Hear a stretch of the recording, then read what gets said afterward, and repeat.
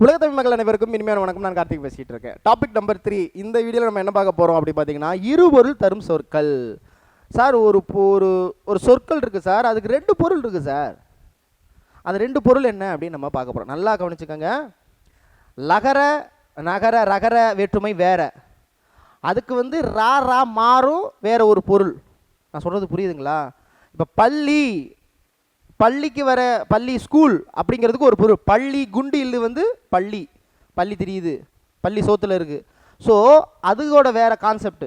அது வந்து லகர லலர லலலா ரரரா நனனா அது மட்டும் மாதிரி வேற கான்செப்ட் வருது. இங்கே என்னென்னா ஒரு சொல்லு தான், அதுக்கு 2 பொருள். மீனிங் புரியுதா? ஏன்னா சில விஷயத்தை நீங்கள் அப்படியே குழப்பிக்குவீங்க. கான்செப்டை தெளிவாக புரிஞ்சுக்கிட்டு அதுக்கப்புறம் உள்ளே போய் படிங்க, சரிங்களா? அப்போ ஒரு சொற்களுக்கு 2 பொருள் இருக்கிற எல்லாம் எடுத்துகிட்டு வந்திருக்கேன். எல்லாமே பார்த்துடலாம். பார்த்தோன்னே எப்போதும் போல் 30 இது, சரிங்களா? புக்லெட்டை நீங்கள் ஓப்பன் பண்ணால் அந்த டாப்பிக்கில் வந்துடும். புக்லெட் எப்படிங்கிறத நான் ஒரு வீடியோ அப்லோட் பண்ணுறேன், அதில் தெரிஞ்சுக்கோங்க. புக்லெட் எப்படி யூஸ் பண்ணுறது, எப்படி ஸ்கேன் பண்ணுறது, என்ன பண்ணணும், OMR ஷீட் எப்படி ஃபாலோ பண்ணுறதுங்கிறத நான் ஒரு தனி வீடியோ போட்டுக்கிறேன், சரிங்களா? இப்போதைக்கு இந்த வீடியோ முடிக்கணும், சரிங்களா? வாங்க. இந்த டாபிக் நான் முடித்தாதான் அடுத்ததுக்கு போக முடியும். எனக்கு அப்படியே டைம் கரெக்டாக எனக்கு ரொம்ப கம்மியாக இருக்குது. ஃபஸ்ட்டு அம்பி என்றால் படகு. இதில் என்னென்னா, அந்த மரு மாதிரி இது ஈஸியாலாம் இருக்காது. மருன்னா சொல்கிறேன், நாகப்பட்டினம் நாகை அதெல்லாம் ஈஸியாக சொல்லிடலாம். இங்கே அந்த சொற்பொருள் வந்துவான். அப்போ அங்கே தெரியாத ஒரு விஷயம் இருக்கும், அது தெரிஞ்சாகணும். அப்போ அது நீங்கள் நிதானமாக தான் படிக்கணும். அம்பி என்பதற்கு படகு அல்லது தோணின்னு சொல்லுவாங்க. படகு அல்லது தோணி. அடவின காடு. காடு எப்போது இருக்கும்? மிகுதியாக இருக்கும். காடு எப்படி இருக்கும்? மிகுதியாக இருக்கும். அப்போ அடவின காடு அல்லது மிகுதி. வறுமையில் இருக்கிறவனுடைய வாழ்க்கை இருளாகவே இருக்கும். நான் இப்போ சொல்கிறது ஒரு சொற்களாக சேர்த்து சொல்கிறேன், சரிங்களா? உடனே சார் சொன்னார் வறுமையில் இருக்கிறவர்களுக்கு இருளாக இருக்கும். என்பதற்கு இருள் வறுமை என்று பொருள். இந்த இருள் வறுமையை நீங்கள் மறந்துடக்கூடாதுங்கிறத ஒரு சொற்களாக சொல்கிறேன்.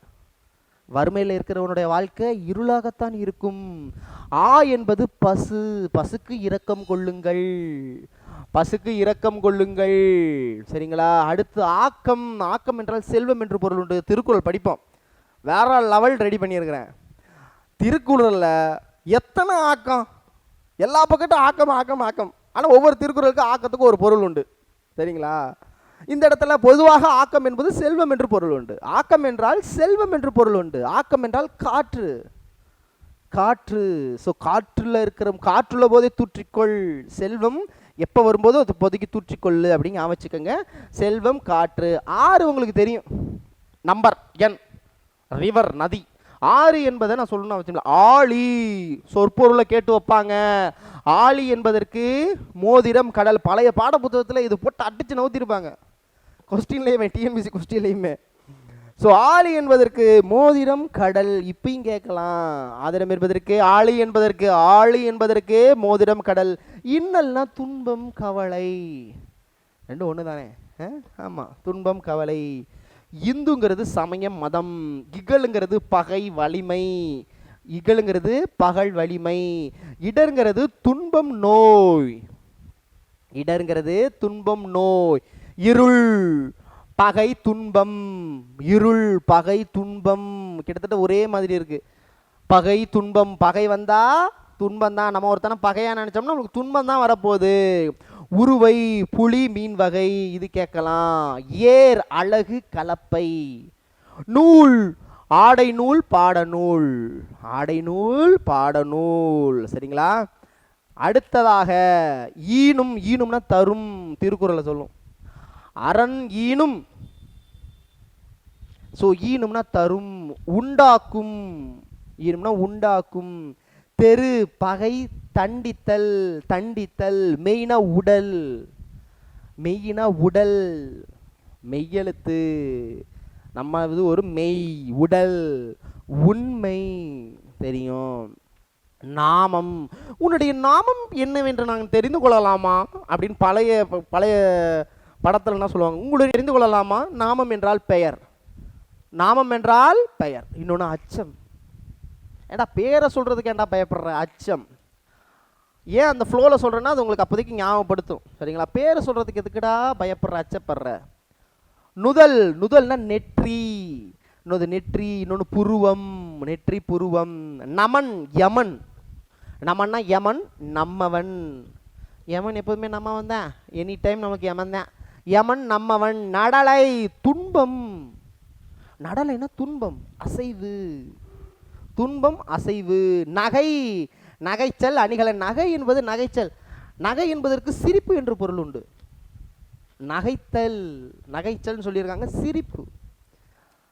குஞ்சி, தலைமுடி விருது, தலைமுடி விருது. குன்று, மலை மேடு பொருள் உண்டு. குன்றுனா மலை மேடு. காண, காடு மனம், காடு மனம். கழல், பாதம் காலணி. அடுத்து கமலம், தாமரை நீர், தாமரை நீர். கிரி, கிரிவலம், மலை மற்றும் பன்றி என்று பொருள் உண்டு. கிளை, சுற்றம், மரக்கிளை. அடுத்து கவிகை, குடை ஈகை, கவிகை குடை ஈகை. கரம், கைவரி, கைவரி. புயல், மேகம் நீர், புயல்னா மேகம் நீர். புனல், நீர் ஆறு. புத்தி, அறிவு மனம். புல், பறவை வண்டு, புல் பறவை வண்டு கேட்டிருக்காங்க டிஎன்பிசியில். பனை, மூங்கில் பெருமை. படி, நூல்படி, வாயிற்படி, படி வாசல். பிணினா நோய் துன்பம் தெரியும். தலை, சிறப்பு உச்சி. தலைவன், தலைவன் தலை, தலையில் உச்சி. துடி, பறை உதடு. திரை, அலை சுருள் கேட்டிருக்காங்க.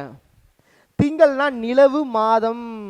நீங்கள் பத்திரிகையெல்லாம் பார்த்தீங்கன்னா, சின்ன வயசில் எனக்கு தோணுச்சு, ஆணி திங்கள் 22ஆம் தேதின்னு போட்டு வச்சுருப்பாங்க. ஆணி மாதம் திங்கக்கிழமைன்னு போட்டுட்டு அந்த தேதியை பார்த்தா ஞாயிற்றுக்கிழமையாக இருக்கும். என்னடா அது பிரிண்டிங் மிஸ்டேக்காக இருக்கும் போல். ஒரு ஃபன்னுக்கு சொல்கிறேன். இப்போயும் நீங்கள் எடுத்து பார்த்தீங்கன்னா ஆணி திங்கள், திங்கக்கிழமையா, திங்கக்கிழமையா வருது, நம்ம லீவும் போட முடியாது, போகவும் முடியாது. தேதியை பார்த்தா ஞாயிற்றுக்கிழமை. அப்போ எதுக்கு திங்கக்கிழமை திங்கக்கிழமை எல்லாத்தையும் எழுதி வைக்கிறாங்கன்னா, திங்கள் என்றதுக்கு மாதம் என்று பொருள் உண்டு. அடுத்து திங்கள்னா நிலவு. சரியா? எஸ். மாதிரம், மலை, ஆகாயம். மனைனா வீடு, மனைவி. மனைவி இல்லாத வீடு எப்படி? மனைவி இல்லாத வீடு எப்படிங்க இருக்கும்? நல்லாவா இருக்கும்? நல்லாவே இருக்காது. விரை, மனம், தேன். ஞாலம், உலகம் மற்றும் விந்தை, விந்தை. வனம், காடு, சோலை கேட்டிருக்காங்க டிஎன்பிசியில். சுவடி, நூல், ஓலை புத்தகம், சுவடி.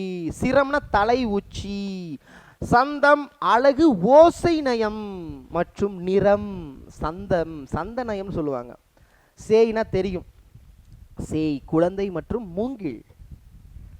மூங்கில் ஓலையை வச்சு விசிறி உடுப்பா குழந்தைக்கு.